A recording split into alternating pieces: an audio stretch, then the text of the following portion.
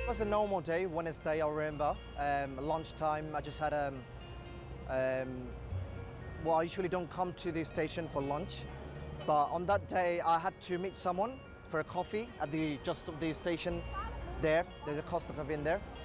So I came over here. My office is about 10 minutes walk from here.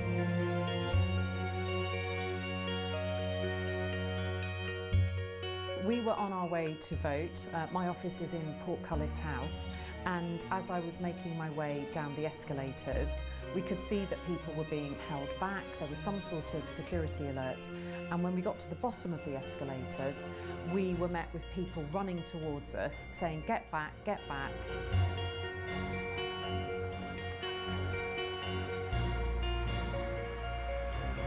I was in the House of Commons chamber listening to a debate on the pension schemes bill.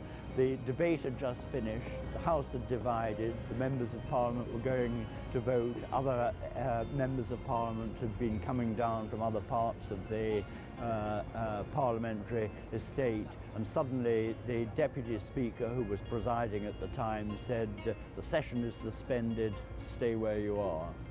We will let you know what you should do as soon as we're here." So we were in receiving mode, as it were, and we did as we were told, confident, I think, that we were in the safest place that we could possibly be. I was having my lunch, and all of a sudden I looked to my left, so I was standing over here, so I could look to my left in there. And I could see a car, it was a grey car, I still remember. All I could see the car coming from very far from the bridge with a massive speed and literally put on a pedestrian.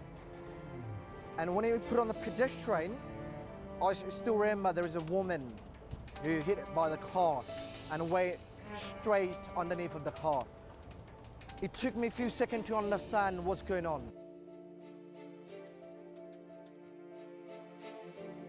At all as to what was going on outside. We were in the House of Commons chamber, which of course is soundproof, so that it's not disrupted by anything going on outside. So our intelligence was solely from what came through from outside.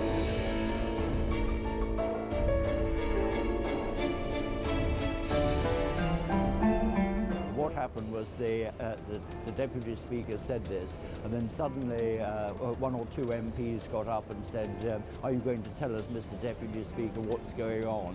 And he replied to the effect that as soon as I know what's going on, I'll let you know what's happening. And then messages gradually filtered through. The first one was that a policeman's been stabbed. The next one came through that the policeman's been stabbed and the assailant has been shot. And then we were told that an air ambulance was overhead, which we couldn't hear, of course, because we were in the chamber. So it all happened incrementally, slowly, in a measured way, but we were inside the chamber and didn't have the same access to news that people did outside. I don't remember the guy, the driver, who was actually, well, so I didn't know what to do. So I left, I looked at the left as well, again. And I could see there's two policemen with a gun heading towards the car. So it was kind of a movie scene, I still remember.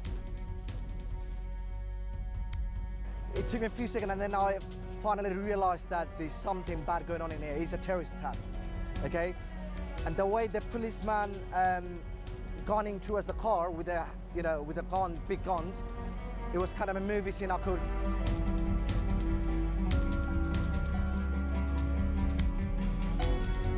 So I don't seen him when out of the car because I didn't see it. I couldn't, because obviously all of a sudden people started running. But wow, they were panicking and they were running. So I couldn't see what's going on.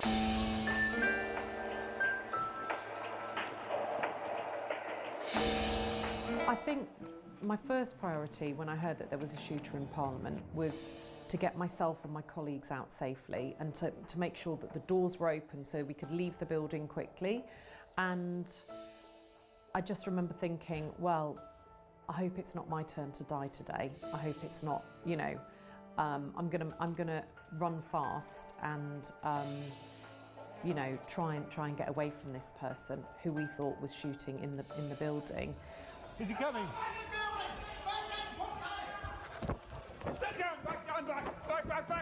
But then as soon as I saw the woman with the baby, my focus turned to the people around me and the people that were unwittingly walking out into terrible scenes of hysteria, carnage, and to try and keep other people safe. So there was that immediate moment in the building of great fear, and then a moment of thinking, right, we need to get this whole situation under control and stop people from walking into it. Go back! Go back! Go back! When you see armed policemen not in their usual positions and moving into active positions, you know that something very serious has happened. And when you see government ministers running towards you saying, get back, there's a gunman, someone's been shot, you also know it's very serious. So we knew that this was the day that we'd been warned would happen, that we hoped wouldn't happen, but we knew something very significant was occurring. And in that type of moment, you don't stand around asking questions, you just do as people tell you, and you rely, you trust other people to tell you what's the right thing to do.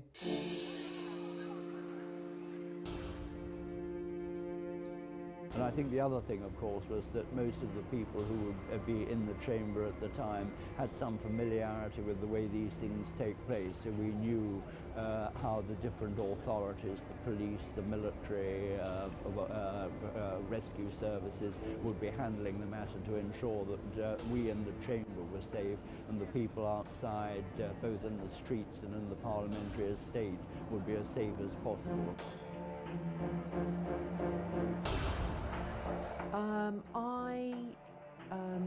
Well, first of all, I heard the news at about, I think it was about 5 o'clock, when the press were saying to me, we think that the officer has died. And it was awful, because you sort of think, gosh, we got out, this guy's been stopped, but somebody has lost his life.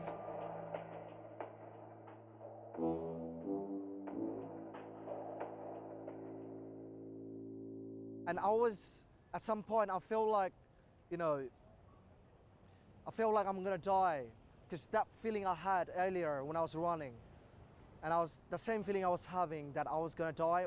If something goes on, if the bomb blast or something goes on, I was gonna die. The same feeling. So I was shaking, and I was a bit, I probably shed 1 or 2 tears. I was under that attack.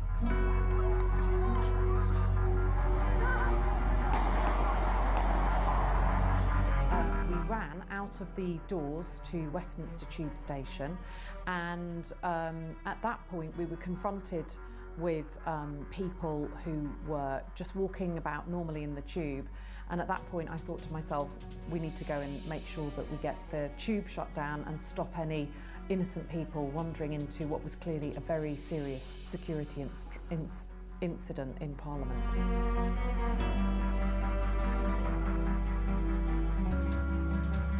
And I was trying to find out what's going on.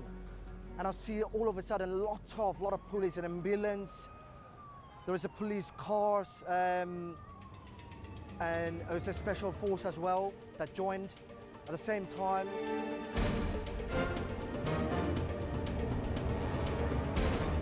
What I saw was the police starting to cordon off the bridge, and then the cordon moving further and further back until I was inside the cordon by about 300 metres. But that sort of all happened throughout the course of 2 hours between 3 o'clock and 5 o'clock. But they were certainly starting to cordon off Portcullis House and Westminster Station very quickly, and then that cordon moved down to Scotland Yard and then much further down to Embankment, to the tube station at Embankment.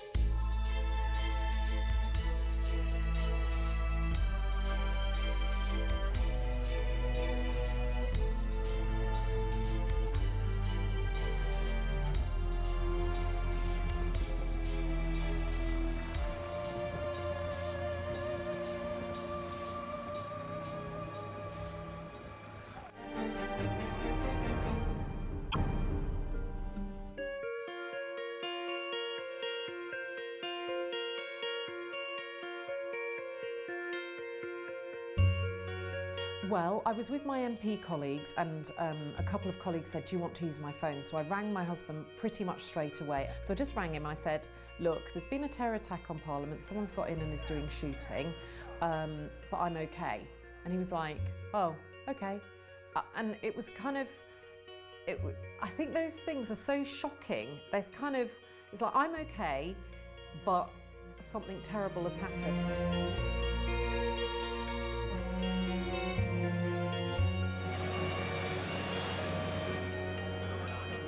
I was shaking, I was panicking, I don't know what to do. I was trying to contact my family, but all the network was closed.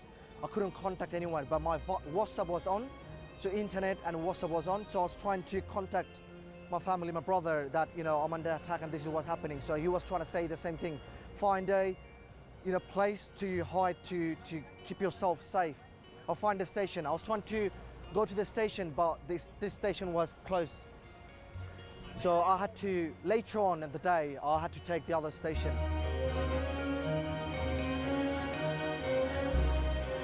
And it became apparent that the police weren't letting them go, that the building was in lockdown, that they were clearing each floor. And we saw the specialist anti-terror police going in, and that was a moment that was very impressive.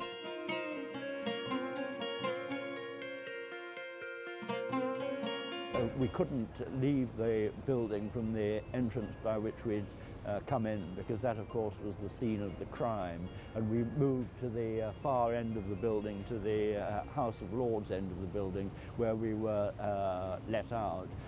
Police then took our details in case they wished to interview us later. I then walked home because the streets were deserted by that stage. All taxis and buses had been cancelled, whatever, and the streets were empty, so I was able to walk back along the riverside to my apartment further down towards Chelsea.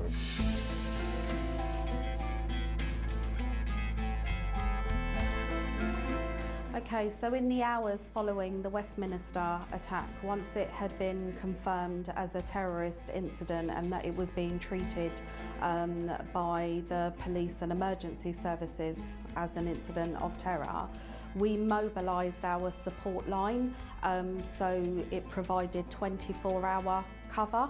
And that is a line that anyone can call that was affected by the incident, so victims, witnesses, people from local communities that may have been concerned about the impact, etc.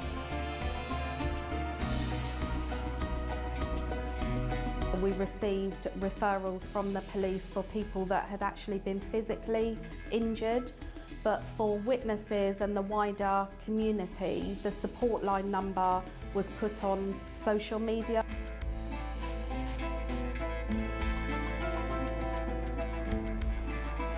For a long time, for at least an hour afterwards, there was a lot of sort of tourists just walking past until the police put the cordon in, and then they moved the cordon back much, much further.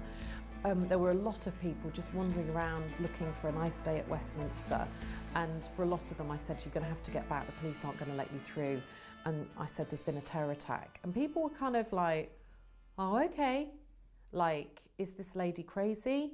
Or, okay, I definitely don't want to go there if there's been a terror attack.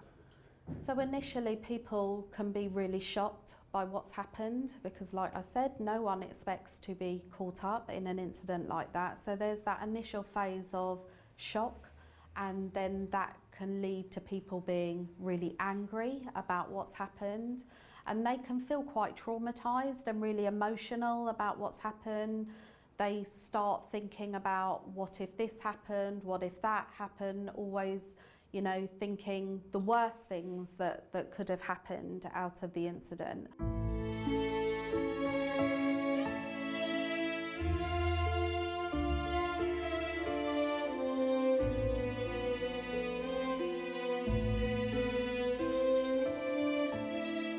I was surrounded by a lot of people from England as well as people from outside of the world, country. So there's a lot of tourists. I still remember there was a lot of tourists, and they came here just to visit this country, and they were under attack as well. I could see their eyes. They didn't know what's going on. So he was shouting.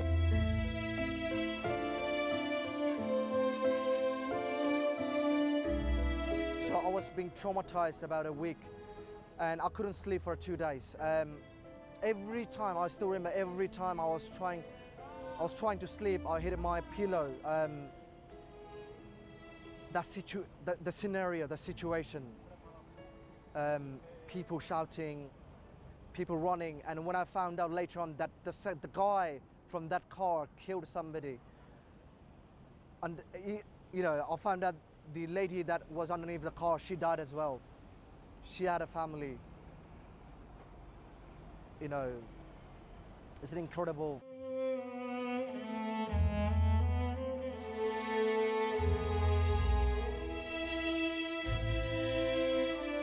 We had a lot of international victims affected by the incident, and that was really difficult because some had just started their holiday, some were due to return home soon, and actually it was really important for us to engage them with services so they knew that although they were away from home, that they were provided with support, because no one expects to go on holiday and be caught up in a terrorist incident. And I think for me, the importance of supporting the international visitors was around making sure that there is services available for them, that we link them in with their embassies, so they make sure they feel supported while they're here until they can or they're ready to return home. And the next day I went into a Mother's Day assembly at my daughter's school, and I went up and all the little children were doing their Mother's Day cards, and one of my daughter's little friends said, "Yes, a policeman was killed at your work yesterday, weren't they?" And I said, "Yes." And then another child said, he was a father and a husband. And that was the moment where I just felt all the emotion and all the strain of the previous 24 hours, because I knew Keith Palmer.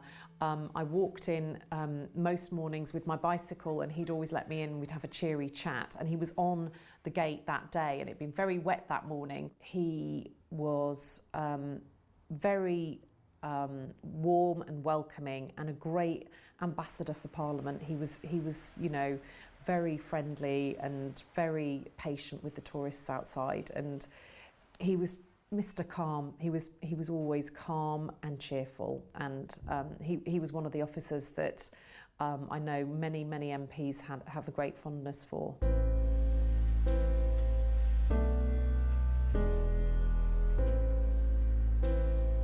The next day, I was interviewed by the BBC, who wanted to hear accounts of what had been going on in the chamber. We had an interview in the street near Westminster Abbey, and the most noticeable change was the number of paramilitary and other defensive vehicles that were around on the street, and also, as we have here today, the number of helicopters who are overhead keeping a surveillance silence over it.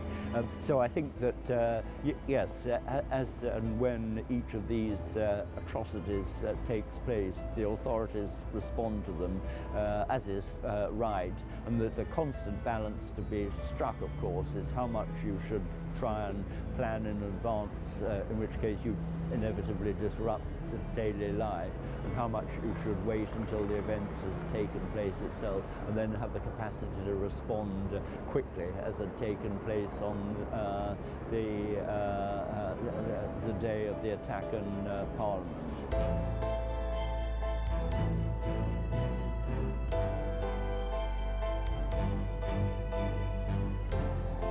Generosity of the community has been amazing, and I think, you know, these incidents really do show how communities come together and unite and stand together against such horrific incidents. The ones who cause me greatest distress are the ones where teenagers, young people who have no reason to believe that their activities are causing problems are affected and have serious deaths. That is, to my mind, the most worrying part of the recent examples.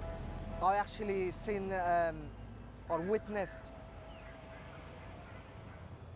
probably a really, really sad and at the same time a bad thing in the history of England.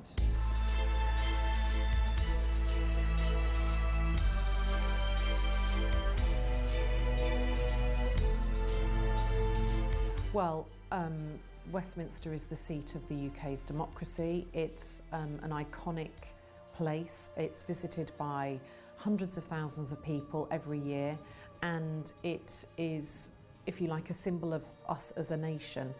And I think that it was chosen to try and strike terror in the heart of our democracy, and to attack the things that we hold dear as a nation: free speech, democracy, equal rights for people regardless of their religion or their gender or their sexuality.